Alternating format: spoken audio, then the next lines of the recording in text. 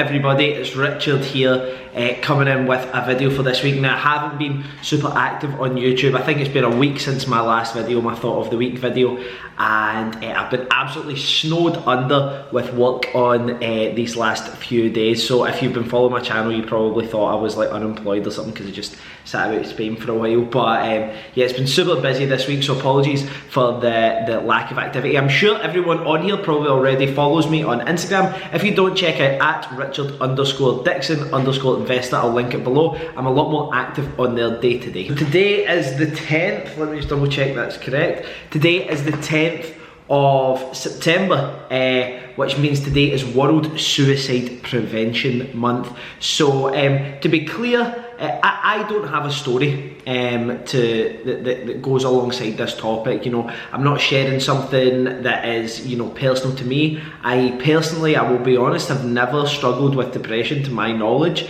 I've always felt that I could understand, for me, a difference between just being upset about something and being depressed, because having seen it in other people, I knew that I wasn't experiencing that. So if I say anything here that maybe you disagree with, I apologise, because maybe I'm just not quite as clued up as other people, because I don't feel it's affected me. But with the demographic that I live in, especially with young men being some of the most at high risk people of committing suicide, I feel that I can give at least a little bit of value, especially seeing that loads of young people in general, but young men as well, are stepping out into starting their own business ventures. I thought I would speak a little bit, you know, today about mindset and the attitude you need to approach business, because it can be, the entrepreneurial roller coaster is very tough, very, very tough.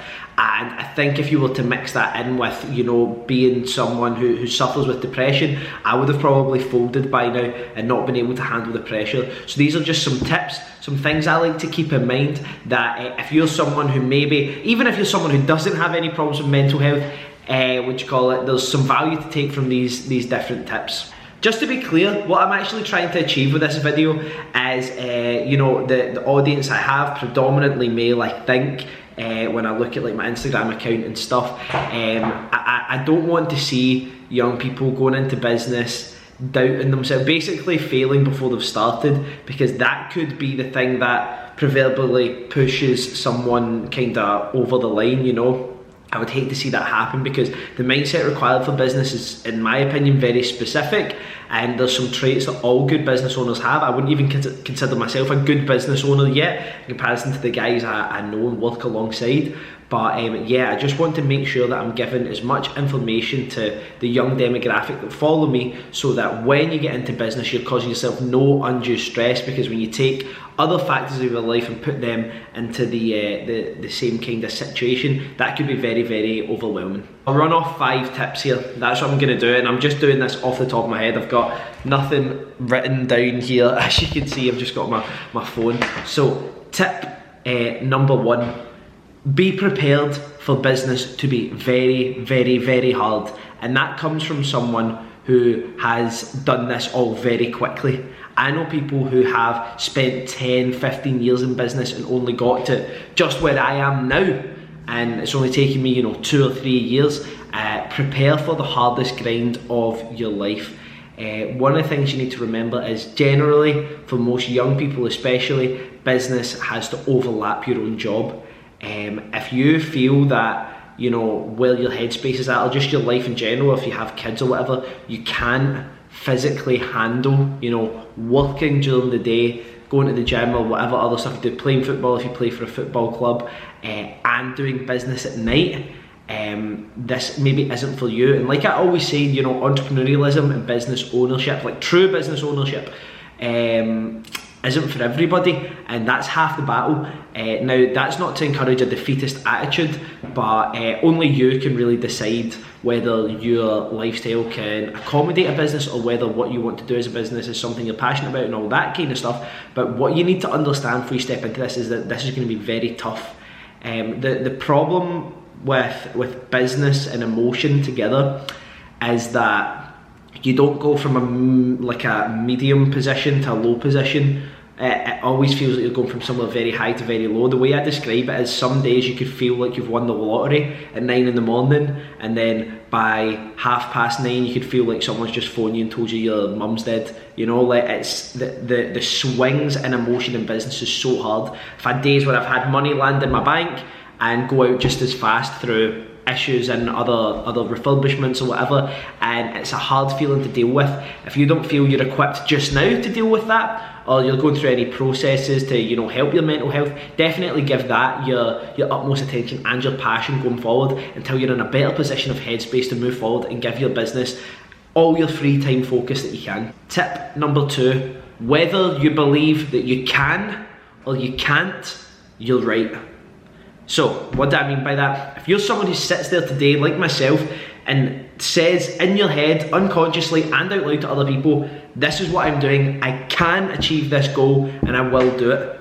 If your mindset is laser focused on achieving that goal and you can affirm that out loud to people, no embarrassment, no problem, and in your own head, then you're already 99% ahead of most of the people in the world attempting business. I hate words like hope and maybe and blah blah blah. I don't say, oh hopefully I'll get this over to you for this time. I always say I will, and if I don't, I fucked up. If I do, I've done it right. There's no hopes, there's no maybes. I don't like to leave stuff to chance. And also, if you're someone who says I can't do this, then you're right as well. The first step in business is truly believing in yourself, your product. And remember, like I always say, I don't do anything proprietary. Everything I do, other people do. I don't have a specific product. I don't have a patent on anything. Like there's no industry out there that's too saturated that you can't be successful. You just need to have a different angle and a different approach. So I can't remember who said that. I think it was maybe Henry Ford that originally said this quote. I'm not going to lie and say it was mine. But whether you think you can or you can't, you're right. Now, that doesn't mean you can't have doubts. There's been days where I've thought to myself, we're trying to pull off something big, and I've got a big meeting, and I've been like shitting myself, like, fuck, am I going to be able to pull this off? But, you know, from where I started here to where I'm going, all the stuff that happens in the middle is, some of it's done, and loads of it's still to happen in the rest of my life. All I know is that I am built specifically for achieving that goal, and no one can convince me otherwise. That's more than half the battle. Tip number 3, if you're going to fail fast.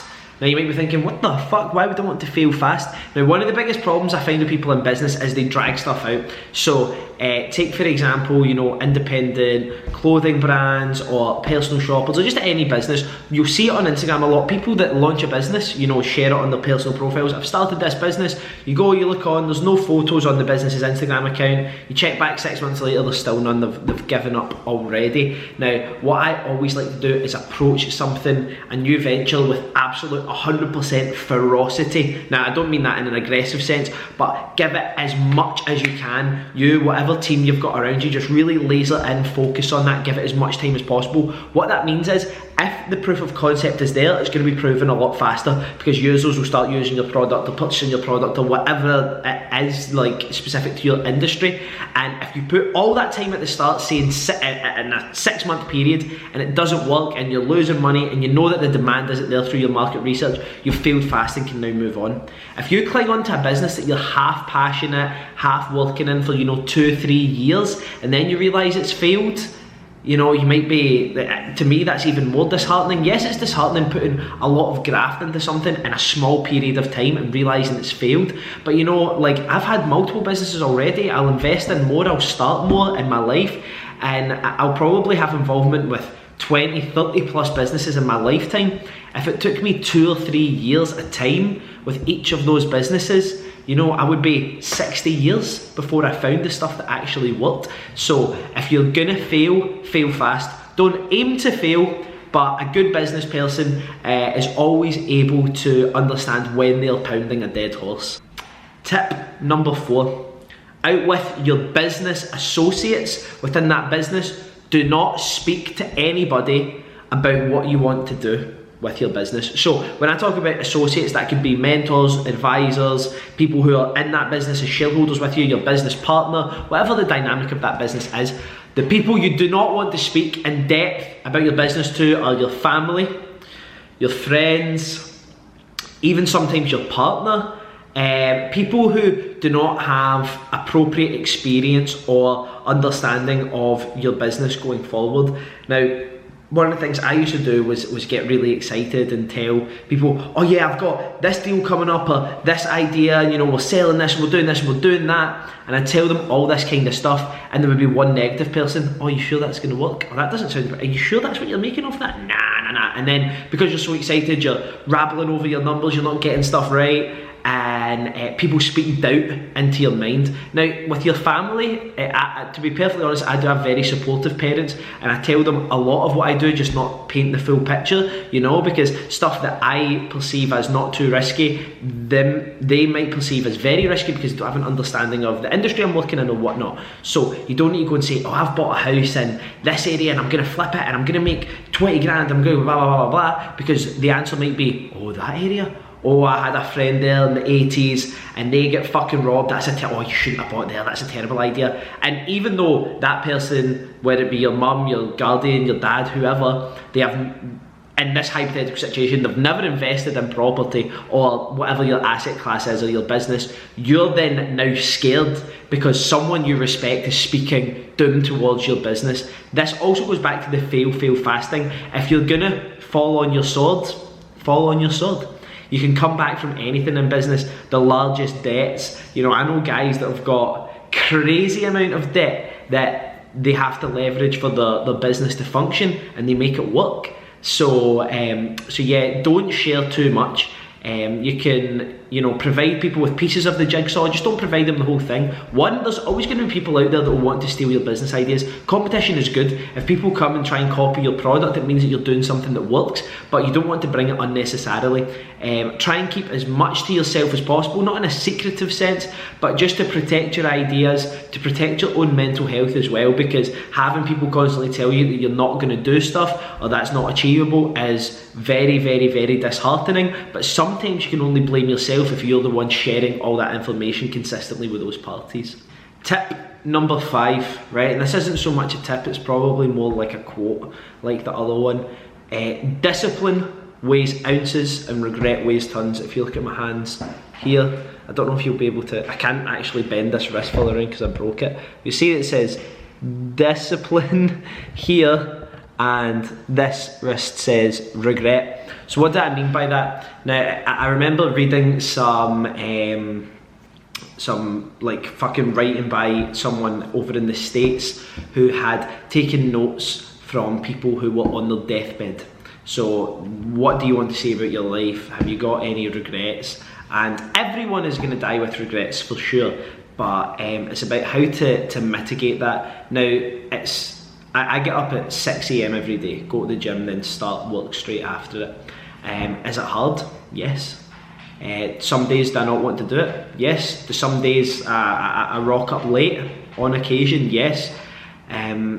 It's very difficult to do that, and that's where discipline falls in, because I truly believe that I'm made to do this and I can achieve the goals I want to achieve, because so far my goals are set a lot less than what other people in the world have achieved. The discipline that I'm putting in now feels like a lot. It feels heavy, but what I always like to imagine is myself if I'd stayed in a career as an 80-year-old man or 90-year-old man, probably hopefully over 100, sitting on my deathbed and thinking to myself, you know, what would I have actually went back and done different? Would I have taken that risk? Should I have started that business? Should I have invested in that thing? Should I went on this holiday? Should I have taken this person out on a date? All those different things. I'm trying to mitigate those regrets, because as much as it feels hard to be disciplined now, at that stage in my life, I know for a fact I'm going to think, wow, I thought that was hard, but the regrets you have are a lot harder to deal with, and that's why I have it tattooed on my wrist. Because every day, if I feel like, you know, I don't want to get out of my bed, I just think, you know, there's people out there who are a lot further down their journeys in life, age-wise, who would give everything and more to be in my position, not financially but age-wise, to just be young again and do stuff differently. Everyone's grandparents have a story. Like my nana's one is she wanted to open a cafe, she worked in catering, and it just never really worked out. And I don't think she regrets it hugely, but you know, you always think to yourself, what could you have done differently with that, or you know, someone's family wanted to buy a home abroad and they never done it or whatever. It's all small regrets, but knowing if I was to die knowing I didn't live out my potential or what I know my potential is, I would be very unhappy with myself. It's annoying sometimes having to do all the things you need to do as a business owner, but at the end of the day you do all that stuff in work anyway. You need to get up early anyway, you need to travel anyway, you deal with all the stress anyway, you're upset sometimes, you're elated other times, but at least in business you're doing it all for yourself, your family, your legacy, I guess. So to wrap up, those are my tips in terms of mindset, and you know I probably divulge a little bit like I always do, but yeah, just some of the things I think about in business. If you're someone who's struggling with, you know, mental health problems created by business or, you know, just actual general life, you can always contact Samaritans on 116 123. They're open 24 hours a day. And there will always be someone there to talk to. One of the things I like about Samaritans is that you know, loads of people are scared to speak out for fear of being judged. When you talk to someone on Samaritans, you're probably never going to meet that person in real life, so the fear of being judged is negated. You're speaking to someone who's dealt with many people in situations like your own, potentially even worse, although it may not feel like that to you just now. So those people are a great kind of hotline to get in touch with. If you're someone who started a business or you're dealing with debt, there's many debt management facilities out there. In England you can use IVAs, in Scotland trust deeds, personal insolvency, business insolvency. There is nothing wrong with going bankrupt. You can come back from bankruptcy, you can come back from debt, you cannot come back from death. We do not get a second chance at life, at least I don't think we do. I don't believe in reincarnation, or that's all been a bit confusing. I can't really imagine myself as like a donkey in a former life or anything. So yeah, hopefully you took some value from this video. I'll catch up with everybody soon. Have a fantastic weekend, and yeah, peace.